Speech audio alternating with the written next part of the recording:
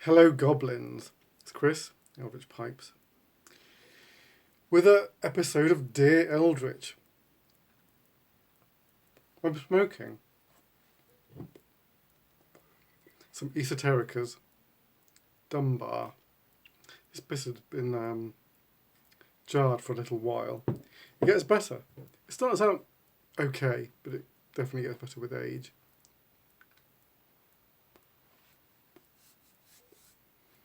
I've been up to all sorts.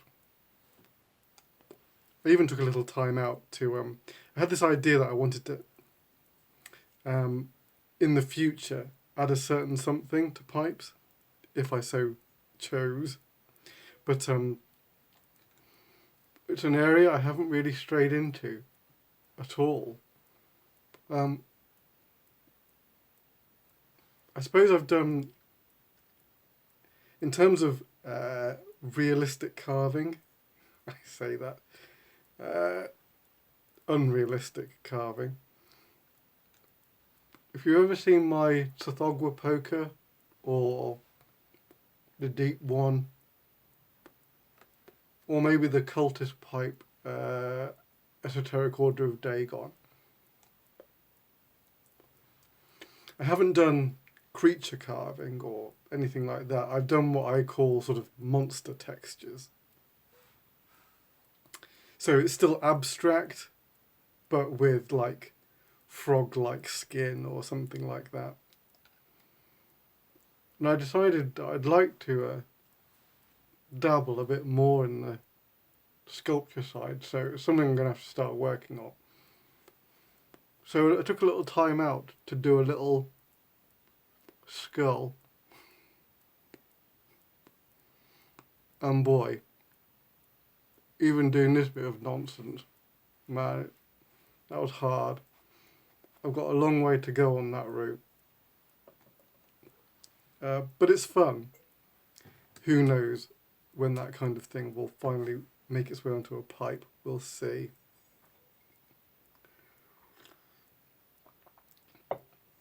All right, before I get into the questions, I had some pipes I wanted to show you.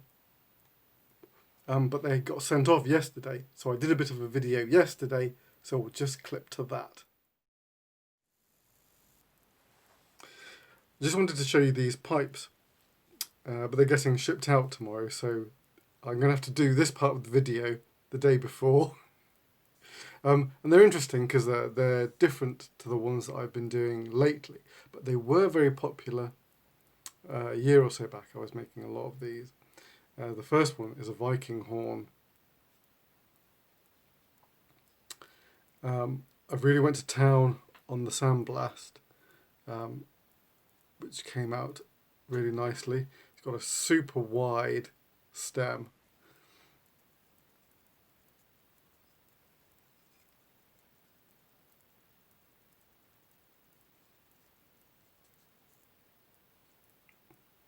So there she is. Viking horn. If you haven't seen one of these before, the kind of the problem that this was designed to solve was that the horn normally goes forward like this, and you can't see when you're lighting. I thought there must be a way around that.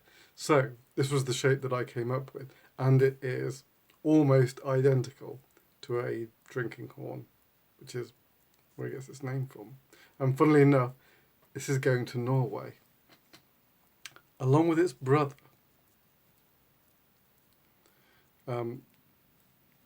It's a poker, but it is a Sabbath poker. In fact, vintage Sabbath poker, because of the brass studs on it. Again, a reasonable sandblast, sort of in terms of depth. This is probably about as craggy as I go.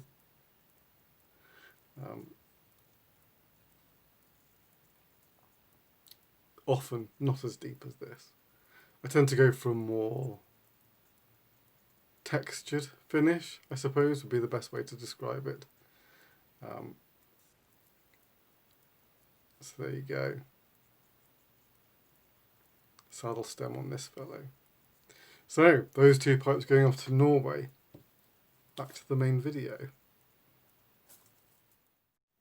So those were the pipes. All right. Let's get to the questions.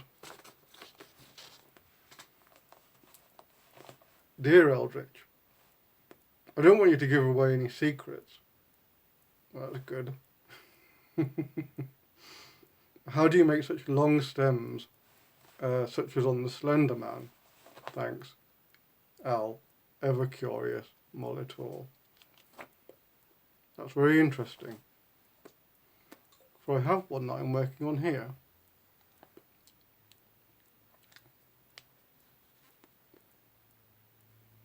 Now, yeah, these stems, these shank parts, I shouldn't say stems, that's a stem, these shanks do represent an issue. The first issue is drilling the airway, because going from here all the way to here, I'll show you the drill bit. I'm never prepared, am I? No, I'm not going to go get it. But the drill bit is about like this long, which means over distance, it really wants to deviate. And in fact, some of the Slender Men at the beginning that I ruined was from a deviated airway, which is frustrating.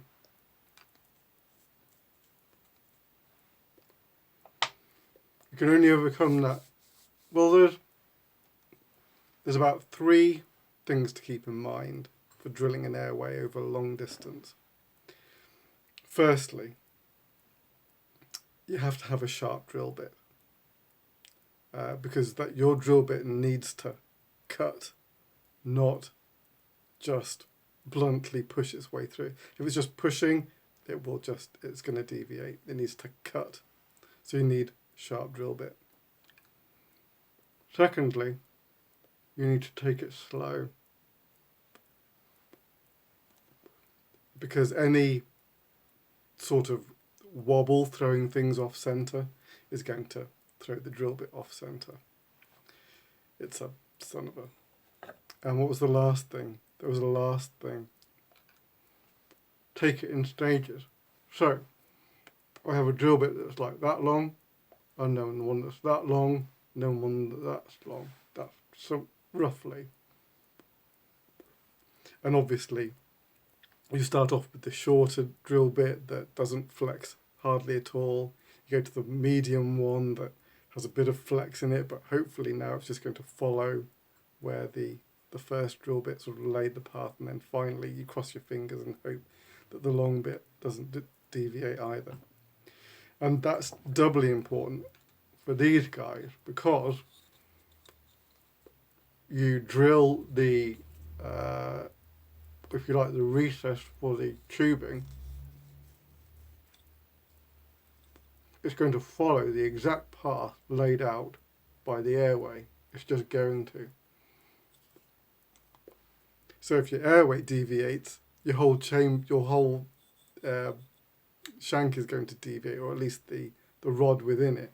And then when you turn it, what happens is you wind up turning inside the shank and just destroying it. The other thing, okay, this is kind of interesting, because the different way that different pipe makers work throws up different things. So, for me, without any support, this briar 10mm that's got some serious bend in it. And if you were to try and turn, so now we're talking about turning the shank, I should say, that's just going to flex and do all and probably break, in fact. That's my experience. And so, again, you have to take it in steps. I'm not going to say exactly how I do it, It's not to be cryptic. Well, maybe it's to be a little cryptic, but you just have to be careful. Let me leave it at that. If there are any pipe makers that want to know what I do, give me an email. Leave it there. Hope that answers your question, Al. I hope so.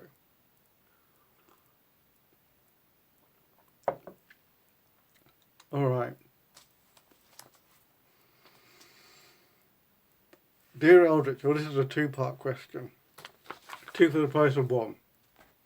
Have you ever, would you ever, consider carving in Meerschaum? And if I could time travel, which era would I most like to visit? Cheers, the Victorian Piper. I have steered clear of Meerschaum. I haven't even got round. I've got blocks of mortar that I haven't got round to actually experimenting with. You see people sort of shaping mortar and it looks like it shouldn't be any trouble. I've talked, it's a different skill set, ultimately. You'd think it would be similar, but it's not. So I've talked to Chris Asquith, because he's tried doing Meerschaum pipes on occasion. And I think Phil Rivara has as well. And basically, it's not enjoyable. And I can see why. At some point I might give it a go. There is no readily available source of Meerschaum blocks that I know of in Europe. I would have to go to Steve North at Vermont Freehand. I think for those, I don't think anywhere else sells them. They might be able to get some Meerschaum pre-drilled kits, but I'm not sure I'd be into that. So currently, no to the Meerschaum. And I can't imagine when I might yet get into it. Maybe one day. Maybe. I have too much fun with briar and resin though. And the second part, which era would I most like to visit? Okay, well this shouldn't be too much of a surprise. Well, okay, I did think about this and then maybe I overthought it. Because every era you can think of comes with its pros and its cons. But ultimately, the turn of the 20th century, 1900s, 1910, basically when Lovecraft was alive and writing. It wasn't just him, of course. It was the Lovecraft Circle, it was Clark Ashton Smith, it was, is it Robert E. Howard? It was Weird Tales magazine. It was the era of Houdini, so I'd definitely like to be in the States for a start. You've got Arthur Conan Doyle writing.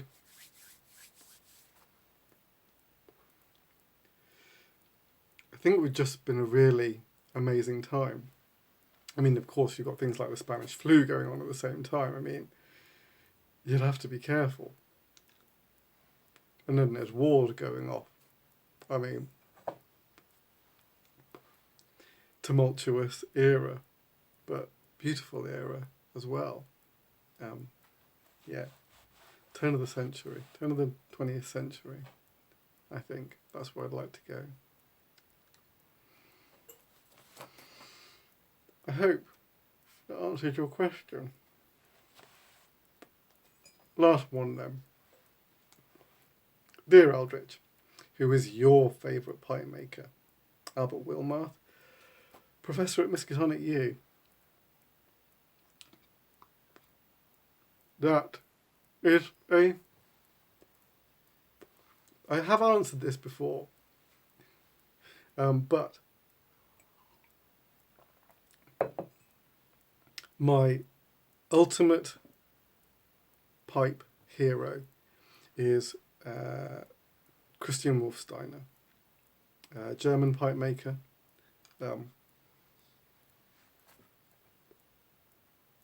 If you don't know his stuff,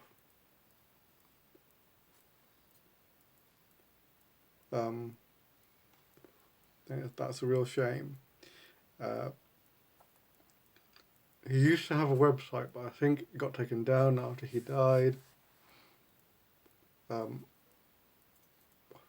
think you might still be able to Google some of his work, but it's quite hard to see his work unless someone has seen fit to maintain a gallery.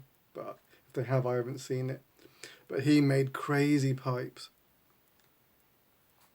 super crazy pipes, like pipes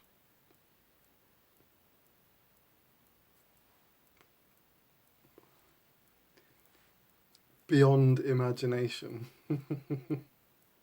is the best way that I can put it. Just super, just flights of fantasy pipes. You can't really, they were organic, fantastic, weird, occasionally daft.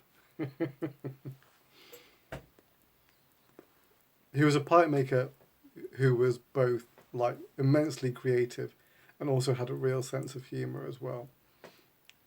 So he's like my number one inspiration. But there are lots of pipe makers that I really respect, and this leads me on to an idea that I've been having. I think what I'm going to do is a new series, and each episode we're just going to do a deep dive on a pipe maker. I thought that would be really fun. I